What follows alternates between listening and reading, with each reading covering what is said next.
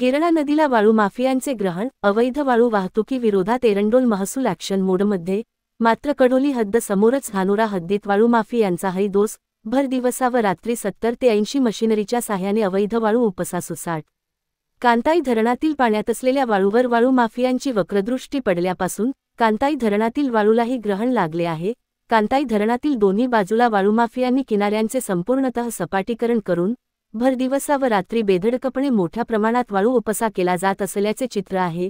पाण्यातून धानोरा हद्दीत 70 ते 80 मशिनरीच्या साह्याने भर दिवसा व रात्री मोठ्या प्रमाणात वाळू उपसा केला जात असल्याने भविष्यात गिरणापात्रात पाण्याचे पर्क्युलेशन न होता शेतीसाठी व पिण्यासाठी मोठे जलसंकट उभे राहण्याची भीती व्यक्त केली जात आहे.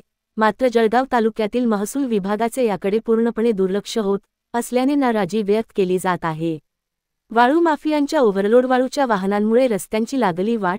शाळकरी मुलांचा व प्रवाशांचा रोज 7 ते 8 किलोमीटरचा पायी प्रवास. खेडी कडोली हद्दी समोरच गिरणा नदी पात्रात 70 ते 80 वाळू उपसा मशिनरीच्या साह्याने दररोज शेकडो ब्रास वाळू काढली जात असल्याचे चित्र आहे. तसेच वाळू काढल्यानंतर 50 ते 60 ट्रॅक्टर व 40 ते 50 पेक्षा जास्त हायवा व डंपरच्या साह्याने जिल्हाभरात मोठ्या प्रमाणात वाळू तस्करी केली जाते.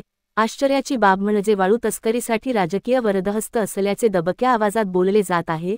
तसेच वाळूच्या अवजड वाहनांमुळे रस्त्यांची पूर्णतः वाट लागल्याने एसटी बसेस गावात न येता जळगाव तालुक्यातील धानोरा गावापासून ते मोहाडीजवळ रेल्वेच्या 4 पुलापर्यंत 4 किलोमीटरच्या अंतरावर एसटी महामंडळाची बस थेट धानोरापर्यंत न येता बस 4 पुलापर्यंतच थांबत असल्याने पुलाव ते धानोरा हे अंतर 3 ते 4 किलोमीटरचे अंतर असून ग्रामस्थ व शाळकरी तसेच जळगाव येथे कॉलेजला जाणाऱ्या मुला-मुलींना रोजच 7 ते 8 किलोमीटरचा पायी प्रवास करून जीव धोक्यात घालून त्रास सहन करावा लागत आहे.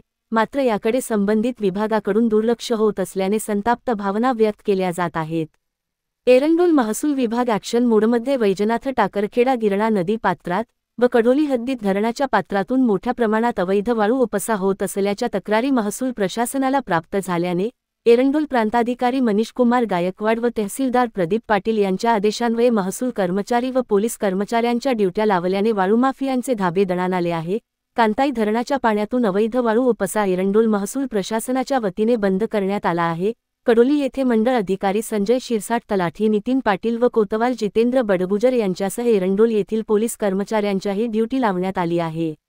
मात्र कडोली हद्दीसमोरच जळगाव तालुक्यातील धानोरा हद्दीत भरदिवसा व रात्री 70 ते 80 मशिनरी यंत्रांच्या साह्याने भरमसाठ शेकडो ब्रास अवैध वाळू उपसा केला जात असल्याने शासनाचे कोट्यावधी रुपयाचे नुकसानीसह पर्यावरणालाही धोका निर्माण होत असल्याने याकडे शासनाने लक्ष देण्याची गरज असल्याचे बोलले जात आहे.